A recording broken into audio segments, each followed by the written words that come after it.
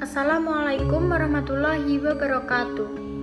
Perkenalkan, saya Liana Vita dengan NIM 215231039, Program Studi Perbankan Syariah kelas 2A, Universitas Islam Negeri Raden Masai Surakarta. Dalam video ini, saya akan menceritakan kembali gimana sih sejarah Perjanjian Giyanti itu. Perjanjian Giyanti merupakan suatu peristiwa besar di masa silam. Perjanjian ini lahir sebagai sebuah kesepakatan segitiga politik antara Pakubuwono III, Pangeran Mangkubumi, dan Perserikatan Perusahaan Dagang Hindia Belanda atau VOC pada 13 Februari 1755. Nama Giyanti diambil dari lokasi penandatanganan perjanjian yang sekarang dikenal dengan Duku Kerten, Jantiharjo, Karanganyar, Jawa Tengah. Perjanjian Giyanti dibuat dalam rangka meredam api konflik yang telah berlarut-larut. Setelah pemindahan Keraton Kartasura ke Surakarta, api konflik ternyata belum padam. Ketika itu, Mangkubumi yang membantu Pakubuwono II dalam meredamkan api konflik mendapat hadiah dari Pakubuwono II. Namun, luas tanah yang diberikan menimbulkan kecemburuan. Salah seorang pangeran mengeluhkan ketidakadilan terkait hadiah tersebut kepada Gubernur Jenderal Baron van Imhoff. Lalu Gubernur Jenderal di Batavia itu pun mengeluarkan keputusan yang membuat tanah tersebut tidak jadi dimiliki oleh Mangkubumi. Gubernur VOC Jawa Utara Nicholas Harting mengambil sikap untuk menyelamatkan daerah kekuasaannya. Harting melakukan perundingan dengan Mangkubumi yang hendak menjadi penguasa di tanah Jawa. Pada 23 September 1754, nota kesepahaman VOC dan Mangkubumi terlaksana. Nota tersebut disampaikan pada Pakubuwono III, sang pengganti Pakubuwono II. Dalam nota tersebut menyatakan bahwa Pangeran Mangkubumi mendapatkan wilayahnya. Pada 4 November 1754, Pakubuwono III menyatakan persetujuannya. Surat pernyataan itu disampaikan oleh Pakubuwono III kepada Gubernur Jenderal VOC Jacob Mosel.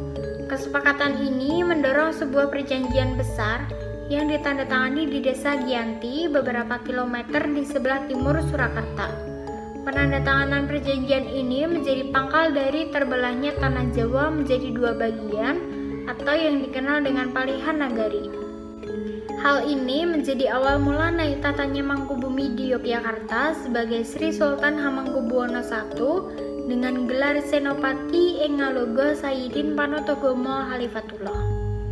Pada 15 Februari 1755, dilakukan pertemuan untuk meneruskan pembagian atribut keraton.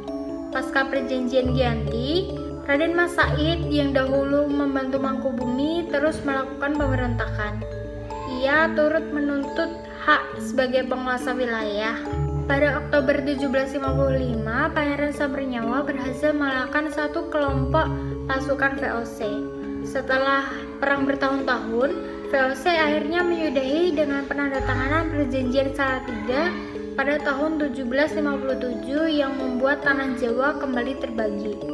Perjanjian ini disepakati bahwa Pangeran Sambernyawa mendapat sebagian wilayah Kasunanan Surakarta yaitu Kadipaten Mangkunegaran dan mendapat gelar Kanjeng Gusti Pangeran Adipati Aryo Mangkunegoro Lelono Jaya Miseso Senopati ing Ngaluga Satrio Rogo Mataram ing Nagari Surakarta Hadiningrat.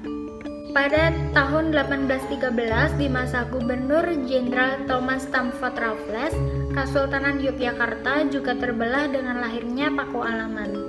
Kemudian tanah Jawa memiliki 4 wilayah pemerintahan yang tumbuh dengan perbedaan model dan orientasi politik. Hal ini menjadikan Jawa pada rupa yang beragam.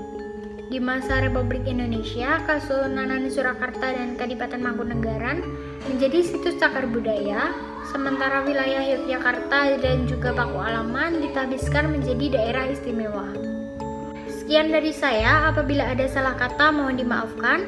Wassalamualaikum warahmatullahi wabarakatuh.